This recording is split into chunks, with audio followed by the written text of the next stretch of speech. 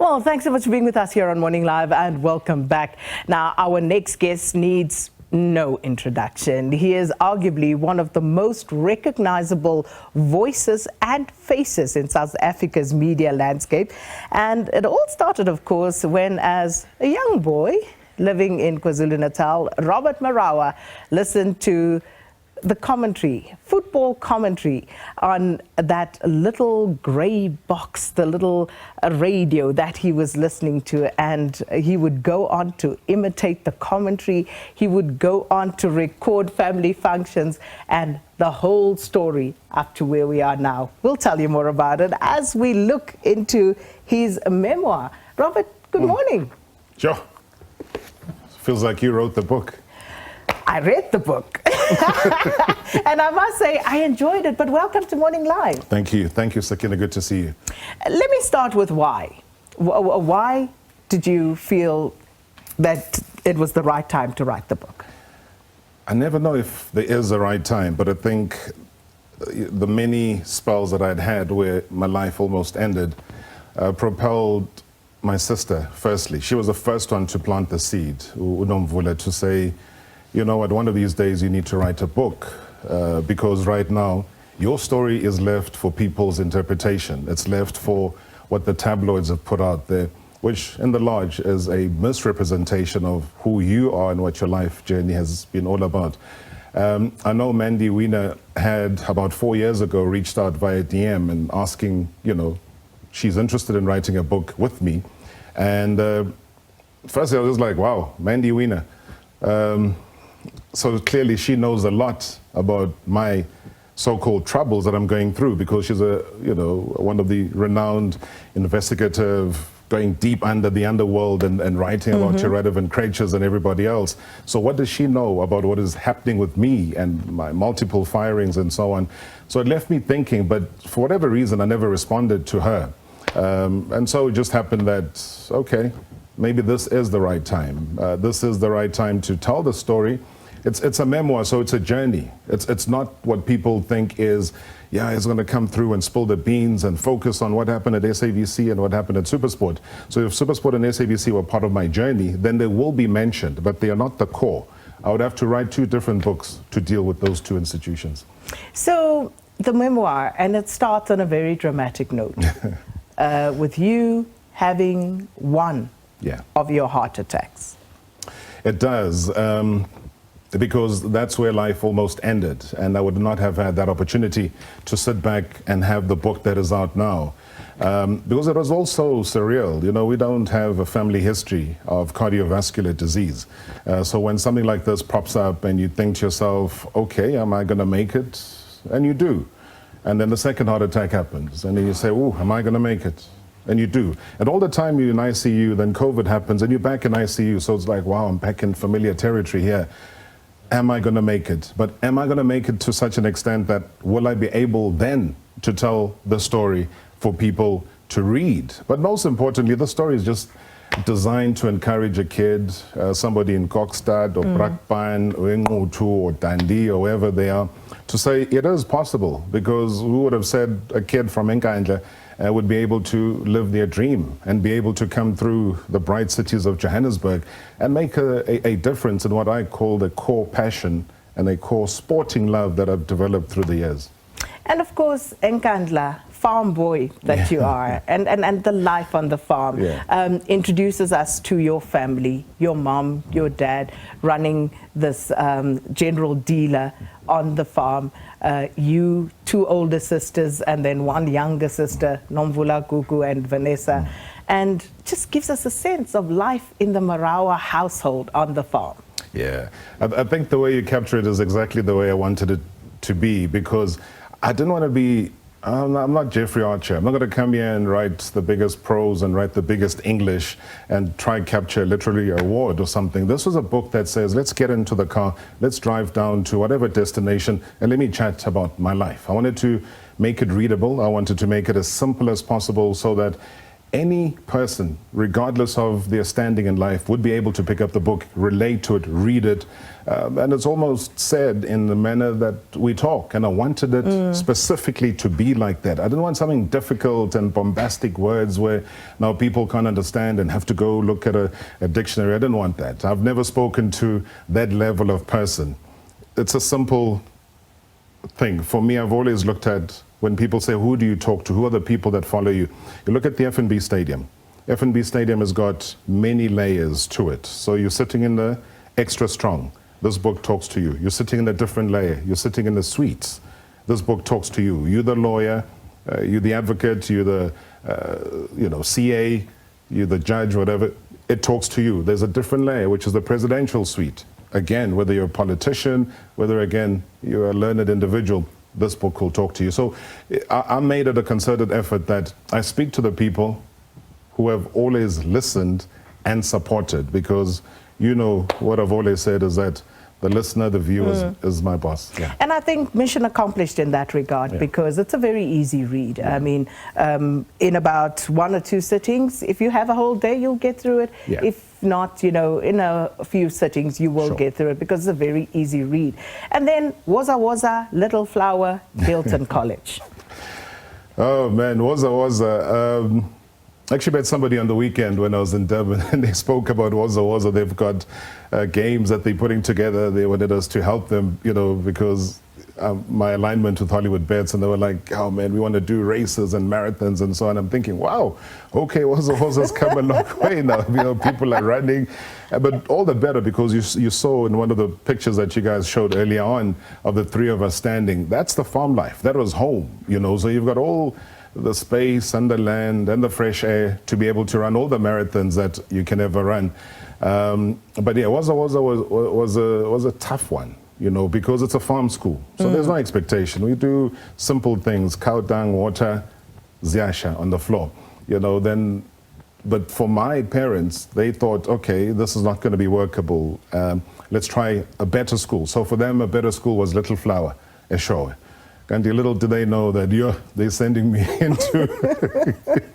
into one hell of a, I called it a reformatory, you know, because it had, again, different layers of people, older. I mean, there was the one time where a guy walked in to our class and he had a beard and he looked like a teacher.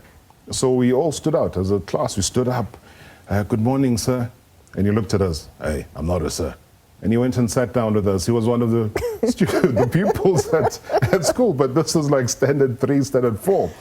So it was weird, because it wasn't a school for the well-off. It was tough as nails. We did all sorts of work there. We cleaned all sorts of toilets, and we made sure the fertilizer gets into the orchards and everything else. There was a lot of manual labor. But it taught me so much. As much as we hated it then, I look back and I say, without Little Flower, I don't think one would have made it. I don't think I would have been a streetwise. I even mentioned in the book that you can drop me in the middle of Mogadishu. I'll be good. So there you went from your beginnings, those humble beginnings at the farm school, Woza, you collecting cow dung to lay the floor. Yeah. Onto the sprawling lawns of Hilton College.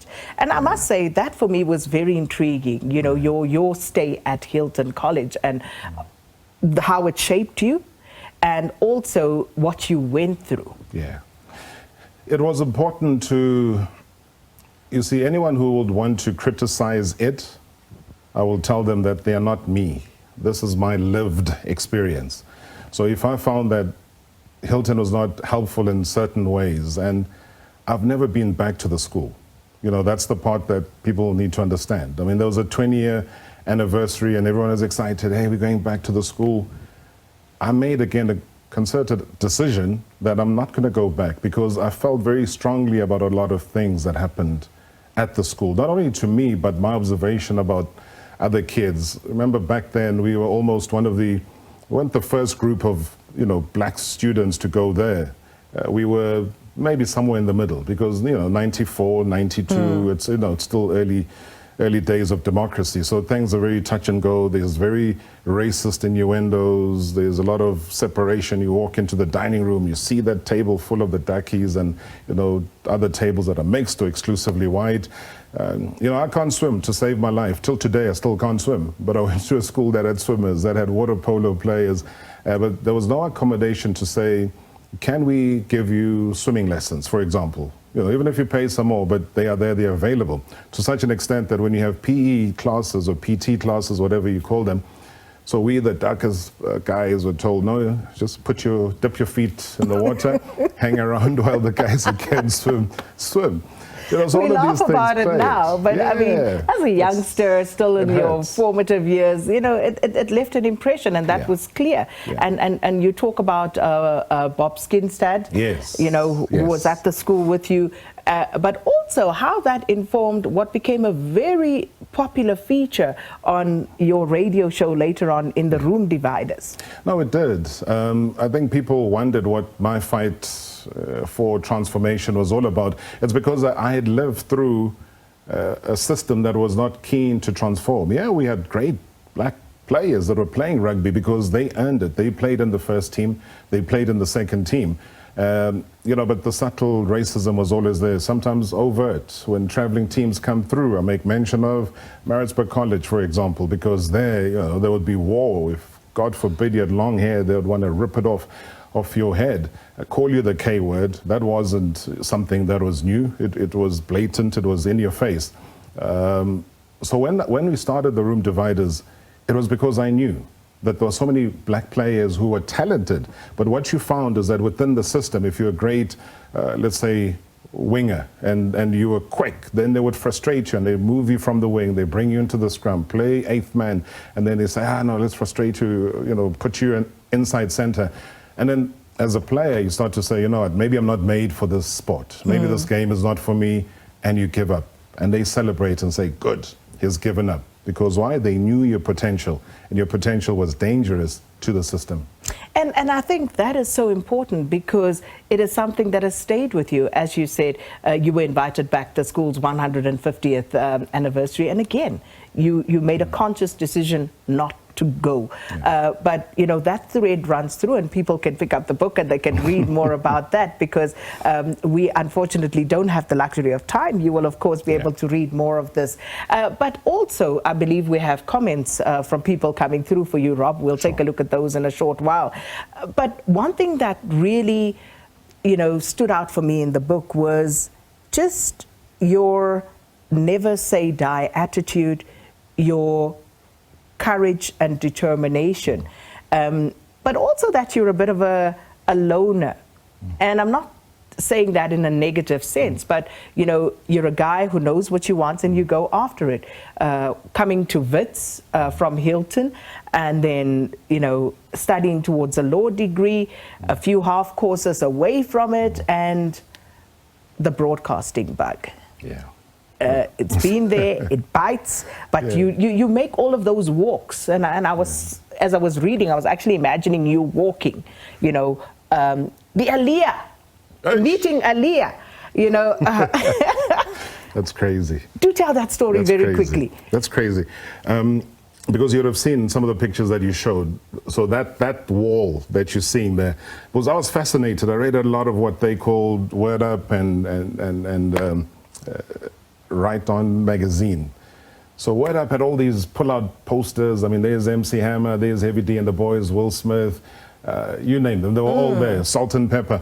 So for me, the fascination around the world of R&B, successful African Americans that were making it against all odds, I put them out there. So imagine this is me, and probably they would have frowned upon this wall full of, you know, black greatness, but honestly did not give a damn. I was like, yo, this is my cubicle. I'm going to plaster it for the best part of it, the best way that I can. And this was a celebration of that. So I had known, because I'd read in Word Up and so on, about Aliyah. She was emerging, she was, you know, an up-and-coming artist. She hadn't blown up yet. 15. 100%. At the time. Yeah. Because then the next thing I'm listening to the radio was, again, the book tells you about how much I love radio, but I feared radio. Then Vusi Letswalo is interviewing Aliyah, and I'm like, no ways, it's crazy. And obviously then I'm not at SABC, I'm just a student, and I ask the guys, where's the SABC? And they point obviously to the tower, and I'm like, yeah, I'm going to walk there. I don't know where I'm walking to. They show me where the radio park is. I walk in, and I don't know, I think the Marawa guardian angels and Namadlozi were looking after me that day, because the minute I walked into that reception at Radio Park, the mother and Aliyah were walking straight across, past where now the Metro FM studios are. And I was just like, frozen. I had walked all this way to come and see them, and now that they were here in front of me. So you can imagine, the people didn't know who she was. So there was not like, hey, Aliyah, and they rushed. They just strolled across. It was just the two of them and a security guard who was walking them to the car park. And I literally just came through, greeted the mother with respect, told her, okay, hi, I'm Robert. I follow your daughter's career.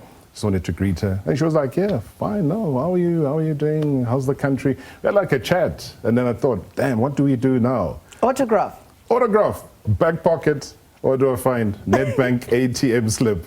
And I was like, yeah, lady, just going to have to sign in the back of this ATM slip right now. And she did. And I kept that ATM slip for the longest time. It's just that I have no idea where it is right now.